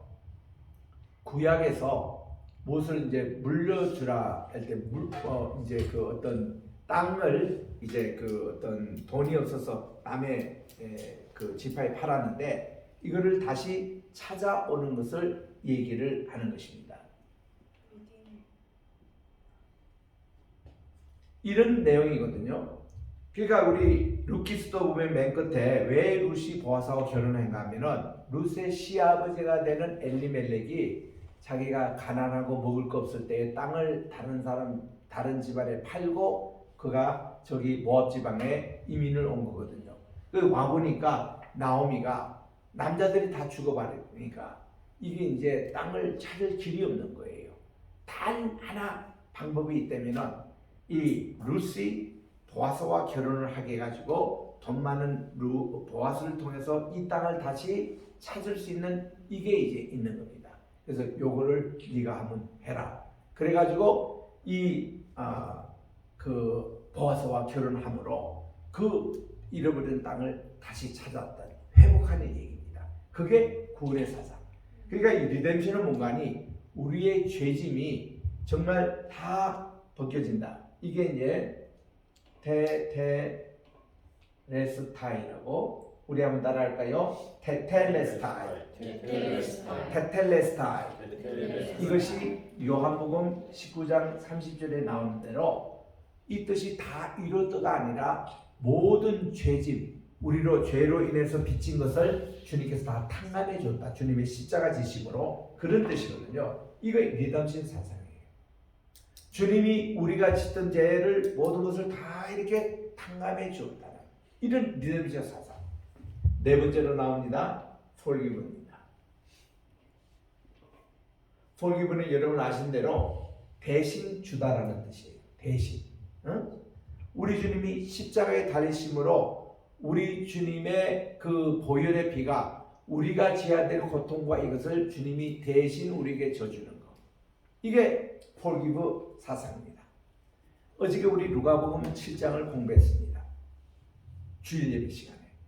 여기 보면은 마지막 한 여인이 정말 우리 주님에게 와서 눈물로 주님의 발을 씻고 그리고는 그곳에 우리 그 자기의 옥합에 가져온 기름을 다 붓고 그리고 여기에 쉴 새 없이 이렇게 주님께 참 입맞춘 그거는 이제 존경과 감사의 그런 입맞춤이었습니다. 정말 이 집을 예수님을 초청했던 바리새인 시몬이 마음속에 이분이 진짜 선지자가 맞느냐 그렇게 얘기하고 있을 때에 우리 주님은 이런 얘기했습니다. 야 시몬아 내가 질문이 있다. 어떤 한 사람이 빚진 자가 있는데 한 사람은 500데나리온 큰 돈을 지었고 어떤 사람은 50데나리온 빚을 지는데 둘 다 갚을 능력이 없는 걸 보고 주님 이 주인이 용서를 탕감을 다 해주었단다. 누가 더 많이 이 주인을 사랑하겠냐? 당연히 500데나리온 또 큰 돈을 탕감받은 그 사람이죠. 그러느냐? 우리 주님은 실질적으로 그거를 설명을 안 하셨습니다. 하지만은 우리 주님은 어떤 뉘앙스를 푼 게 아니면 지금 이 여인이 하는 행동은 500데나리온 빚을 탕감하는 자처럼 나를 사랑하고 존경하는 표시인데 너는 말이야 50데나리온 정도 이제 탕감받은 사람으로 행동밖에 하지 않구만. 내가 이 집에 들어올 때에 너는 내게 발씻을 물도 안 주었고 보통 이렇게 손님이 오면은 올리브 기름을 이렇게 찍어 바르면서 환영합니다 하고 인사를 했는데 그것도 안 했고 또 이렇게 귀한 손님이 오시면은 아이고 어서 오십시오 하고 포옹을 오른쪽도 한 번 하고 왼쪽도 뺨을 같이 댑니다. 이런 인사도 없었다는 거예요. 그런데 이 여인은 집에 들을 때부터 비록 청하지를 못했지만은 그냥 와가지고 눈물로 내 발을 다 적시고 당신은 내게 물을 세수대도 안 주지만 이 여인은 그래요. 자기 귀한 머리털을 가지고 수건이 없겠어요? 근데 닦았다는 건 뭔가 하면은 자기의 모든 자존심과 최고의 대접을 지금 주님께 하는 거예요. 그리고는 옥합에 있는 기름을 다 내 발에 붓고 그리고는 내 여기에 입 맞추는 거 하는데 너 이거 생각해보라. 너는 50데나리온 이 여인은 500데나리온의 그 참 빚을 탕감받는 같이 이렇게 하는데 적게 탕감받은 사람은 적게 사랑하고 많이 탕감받은 사람을 많이 사랑하는 이 여인의 행동을 보라는 거예요. 그러면서 이 여인에게 말하기를 내 죄가 사해졌다. 이렇게 폴기도를 쓴다는 것이고, 우리 주님은 이렇게 죄를 회개하고 눈물로 우리 주님 앞에 와서 했던 이 여인에게 여인아 내 죄가 다 사해졌으니 평안히 돌아가라. 샬롬. 이렇게 주님이 피스의 은총을 주시면서, 피스와 그레이스죠. 은총을 주시면서 그에게 폴기도 이거를 우리 주님이 주시더라고요. 이 여인이 무슨 죄를 지었는지 구체적으로 나오지 않습니다. 그런데 바리새인인 시몬도 이 여인이 죄인인 것을 알았어요. 그때 죄라는 그 공간이 형사상의 죄 이런 게 아니라 종교적인 죄를 얘기했을 것입니다. 종교지대에도 장로들의 관습을 좀 몇 개 깨뜨렸던 막 이런 어떤 죄로 동네에서 손가락질 받던 사람인데 이분이 주님을 찾아오니까 주님은 이것을 다 받아주시면서 용서해 주시더라고요. 또 우리 주님이 한 번은 성전에서 초막절 끝나고 가르치시는데 새벽에 말이죠. 한 여인을 데려온 거예요. 가늠하다 현장에서 잡혔다는 겁니다. 그래서 율법으로 말하면 이 여인을 돌로 치라고 하는데 선생님은 어떻게 하겠습니까? 이놈들 참 나쁜 놈들 아닙니까? 왜 새벽기도 와서 방해를 해요? 그리고 또 치르면 지들끼리 치면 되는 것이지 이걸 왜 예수님께 끌고 와가지고 왜 그러는 겁니까? 근데 그것도 하나님이 하시는 일이었다고요. 그러니까 예수님은 돌로 치라 그렇게도 하지 않으시고 앉으셔서 총가락으로 뭐 글만 쓰고 계시는 거예요. 그랬더니 여기 늙은이가 말이죠. 예수님 맞고 다닥치는 거예요. 우리가 어떻게 안 하는 겁니까? 왜 당신은 왜 아무 얘기도 않고 왜 그랬습니까? 했더니 주님이 서울지 일어나서 그 사람을 딱 째려보면서 야, 죄 없는 자가 먼저 돌을 쳐라 하고 또 한마디 하시는 거예요. 죄? 이 죄 문제를 얘기하시는 거예요. 죄. 우리 주님이 며칠 전에 또 무슨 말씀하느냐면 너희는 간음하지 말라. 시계면 그렇게 들었는데 나는 너에게 얘기하기를 여자를 보고 음욕을 품는 자마다 다 간음하는 것이니라. 그 당시 우리 영남교회 제가 출석을 했는데 이 박조절 목사님이 이 7계명을 가지고 설교하시면서 여러분 음욕을 품는다는 것을 원에 찾아보니까 그것은 암탉이 알을 이렇게 품고 있는 그런 용어를 쓴다는 거예요. 그래서 이 암탉이 알을 20일 동안 이렇게 부화하면은 이게 새끼가 이제 뺑아리가 태어나지 않습니까? 그런 것 같이 이 음욕을 품는다는 뜻은 그냥 이쁘다 하고 지나가면 좋은데 이쁘다 해놓고는 마음에 음욕을 품는 거예요. 그리고 또 쳐다보고 또 쳐다보고 요런 음욕 요게 죄라는 거예요. 이쁘다 하는 것은 그거는 죄가 아닙니다. 절대 죄가 아닙니다.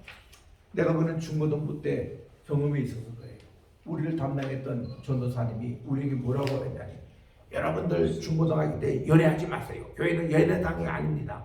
남학생은 여학생을 볼 때마다 항상 이렇게 큰 바위로 이렇게 생각하고 또 여학생은 남학생을 볼 때마다 전봇대로 생각합니다. 그 사람으로 그거 보면 안 됩니다. 이렇게 이제 우리에게 교육을 하더라고요. 그런데 내가 찬양을 그때 지휘를 하고 있는데 요 맨 앞에 앉은 경북여고 1학년 학생이 참 이부장하고 이름도 내가 기억하는데 앞으로 있는데 자꾸 눈이 가는 거예요. 그러니까 전도사님이 그 설교를 듣고 나서 야 이것도 벌써 음행하는 것이 아닌가. 내가 어릴 때부터 죄라는 것은 내가 거리를 멀고 살았는데 야 이거 저 첫 번째 죄 이거 지으면 안 되겠구나 하고 그때부터 금식기도 들어갔어요. 40일 동안 금식기도 하면서 내용이 주여 저 여학생을 바위로 보게 해 주시옵소서. 바위를 보게 해 주소서. 그것만 가지고 계속 기도한 거예요. 40일 금식기도 딱 하고 나서요. 이제 주님께서 정말 바위로 보기를 원했던 겁니다. 보는 순간에 너무 더 이쁜 거야.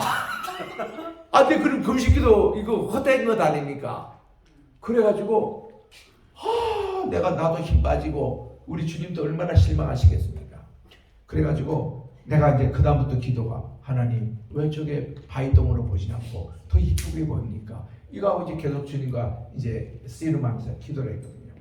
그 주님이 3일 만에 응답을 주시더라고요. 야 이놈아 이쁜 것이 이쁜 것이지 그걸 바위로 보면 그게 네가 병신 아니냐 이거야. 그 얘기를 딱 들으니까 딱 맞는 거예요. 야, 이거 우리 전도사님 이거 설교 잘 매다했구나. 지난번에 그래가지고 내가 고정관 되면서 그렇게 했는데 그게 아니거든. 그때부터 내가 아이고 주여 감사합니다. 제가 이쁘게 보이는 거 제가 정상눈에서 참으로 감사합니다. 그러고서는 내가 이제 스스로 그냥 금욕적인 그런 삶으로 그냥 그렇게 이거는 이쁘다는 건 이쁘하지만 음욕을 품는 거 이거는 아니다. 이거는 하나님께 죄다. 그래가지고 이제 거기서 해방이 된 적이 있습니다만 그때는 우리가 해방될 수 있는 좋은 것이 공부였어요. 그때는 공부한다고 정신없었기 때문에 내 바이올린 8년 동안 하던 것도 공부 때문에 이거를 더 이상 못한 거예요. 내가 운동을 참 좋아했거든요. 권투도 하고 레슬링도 하고 씨름도 하고 내가 운동 선수 출신하면 믿을 사람 없겠지만 내가 농구에도 주장했고 야구에도 4분 타자 치고 또 내게 피처로 내가 초등학교 때 괜찮았어요. 그랬는데 지금 그래도 내가 스포츠는 지금도 좋아합니다만은 이거 내가 미국 가서 또 풋볼도 막 하고 그랬어요. 내가 또 스포츠를 좋아하니까 이랬는데 그런 여러 가지 것을 하나님이요 나는 공부라는 이걸로 몰아넣으시는데요. 그때는 우리가 공부가 내 애인이었고 공부가 내 걸프렌드였고 공부가 내 연애였습니다. 눈만 뜨면 공부를 했으니까 얼마나 공부를 많이 시키는. 그래서 이제 우리들은 연애를 안 해도 공부를 통해서 다 그게 채워지는 거예요. 그래서는 저는 지금도 하루에 15시간 공부하는 거 합니다. 나는 공부하는 게 그렇게 즐거워요. 공부가 지금도 저는 취미거든요. 눈만 뜨면 공부가 돼요. 또 책도 많이 읽고 또 이렇게 글쓰고 하는데 내가 지난 토요일 때도 막 하도 막 이걸 많이 해가 머리가 아플 정도로 자기 전에 그랬는데 하여튼 공부는 참 재밌습니다. 지금도 내가 얼마나 공부는 이렇게 되는데 죄 짓는 거는 나는 딱 반대예요. 죄는 진짜 재미없어요. 골프도 우리가 조금 하지만 그래서 이런 내용들 왜 자꾸 웃으세요? 너무 신기해요. 신기하다고. 진짜 신기합니다. 그래서 우리 이 용서에 대한 것도 제가 참 이런 죄를 우리가 깨닫고 용서하고 우리 가나마다 현장에서 잡힌 여인에게 우리 주님이 용서를 해주시잖아요. 나도 너를 정죄하지 않으니 다시는 범죄하지 말라. 그러면서 가시잖아요.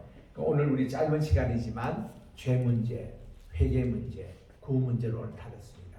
기독교의 아주 핵심주의죠, 그죠? 요거 해당되는 페이지를 여러분들이 읽어보시고 여러분들이 다음 주에 또 우리 오실 때는 제가 이제 기독론, 우리 성령론, 이제 교회론 이런 순서로 계속 나가겠습니다. 기도하겠습니다. 하나님 아버지 감사합니다. 오늘 우리 정말 중요했던 일론, 죄론 그리고 여기 회개와 또 구원론에 대해서 공부를 했사오니 우리 예수님이 항상 저희들이 필요합니다. 주님 오실 때까지 우리 죄를 회개하고 우리 정말 주님 맞을 준비를 꼭 하는 거룩한 성도가 다 되게 도와주시옵소서. 예수님의 이름으로 기도합니다. 아멘. 마치겠습니다.